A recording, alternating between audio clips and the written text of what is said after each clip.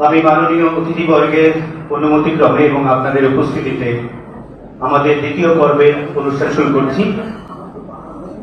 গ্রন্থ প্রকাশনের অনুষ্ঠানে আজকে আমি খুব আনন্দের সাথে জানাতে চাই আজকে বিশ্ব মা দিবস।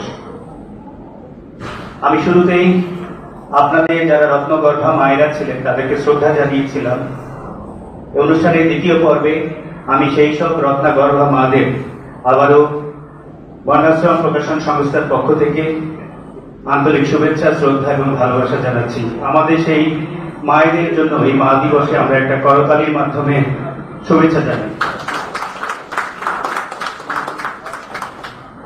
বিশ্বের অন্যতম সুন্দরী নারী অড্রে হেপবার্ন, তাকে তার রূপের রহস্য কি তা জানার জন্য জিজ্ঞেস করা হয়েছিল।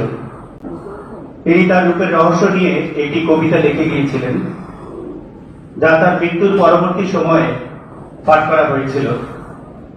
সেখানে তিনি লিখেছিলেন, তুমি যদি তোমার চোখকে সুন্দর করতে চাও তাহলে দুস্থ অসহায়কে দেখো, যদি তুমি তোমার মাথার চুলকে সুন্দর করতে চাও তাহলে অসহায়ের মাথায় হাত রেখো, যদি তোমার ত্বককে সুন্দর করতে চাও তাহলে দুস্থকে জড়িয়ে ধরো, যদি তোমার মুখের হাসি সুন্দর করতে চাও তাহলে ক্ষুধার্তের মুখে হাসি ফোটাও, আর যদি তোমার মনকে তুমি শান্ত করতে চাও তাহলে সুন্দর একটি কবিতা লেখো।